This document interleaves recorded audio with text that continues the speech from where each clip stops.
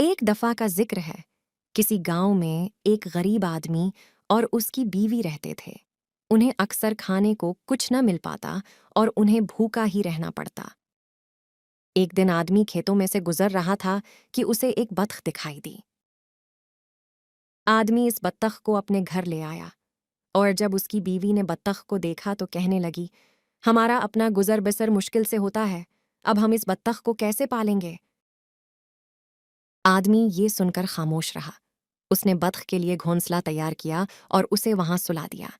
اگلی صبح آدمی یہ دیکھ کر حیران رہ گیا کہ بطخ کے گھونسلے میں ایک سونے کا انڈا پڑا ہوا تھا۔ آدمی نے فوراً اپنی بیوی کو وہ انڈا دکھایا۔ دونوں حیرت سے اس انڈے کو دیکھنے لگے۔ بیوی کہنے لگی، تم آج ہی یہ سونے کا انڈا سونار کے پاس لے جا کر بیچ دو۔ آدمی نے فوراً وہ انڈا اٹھایا اور اسے بیچنے کے لیے بازار کی جانب چل پڑا۔ آدمی کو اس انڈے کے عوض اچھی رقم مل گئی تھی۔ اتنے پیسے دیکھ کر آدمی اور اس کی بیوی خوشی سے پھولے نہ سمائے۔ آدمی نے کہا، یہ بطخ ہمارے لیے کتنی خوش قسمت ہے۔ پھر دونوں میاں بیوی نے بطخ کو خوب پیار کیا۔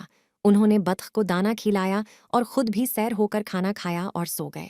اگلی صبح انہیں بطخ کے پنجرے میں ایک اور سونے کا انڈا ملا۔ اب تو آدمی اور اس کی بیوی کی خوشی کا کوئی ٹھکانہ نہ تھا۔ سونے کا انڈا دیکھ کر ان کی آنکھیں چمکنے لگیں۔ اب بطخ ہر روز ایک سونے کا انڈا دیتی اور آدمی اس انڈے کو بازار میں جا کر بیچ دیتا۔ سونے کے انڈے فروخت کر کے وہ دونوں بہت امیر ہو گئے۔ اب وہ ایک خوشحال زندگی بسر کرنے لگے تھے۔ وہ ایک عالیشان گھر میں رہنے لگے اور ان کے دسترخوان ہمیشہ لذیذ پکوانوں سے بھرے ہوتے۔ ان کے گھر میں دولت کی فراوانی تھی۔ ان کی خدمت کے لیے ہر وقت ملازم موجود رہتے تھے۔ شہر کے سب لوگ ان کی قسمت پر رشک کرتے تھے۔ وقت اسی طرح گزرتا رہا۔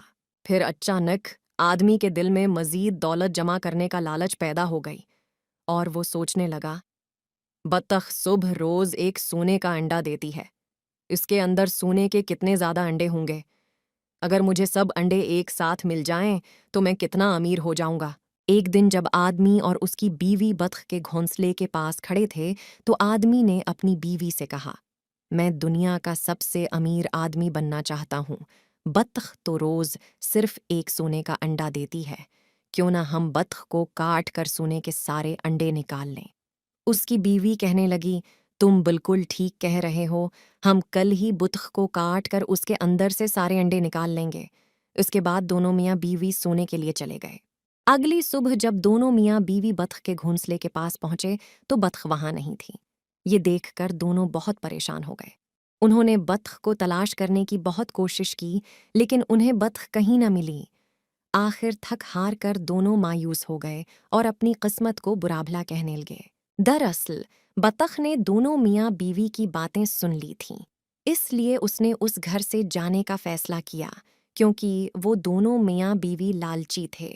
بطخ نے غریب میاں بیوی کی مدد تو کی، لیکن انہوں نے اس کے احسان کو بھلا دیا تھا۔ بچوں، اس سے ہمیں یہ سبق ملتا ہے کہ لالچ بری بلا ہے۔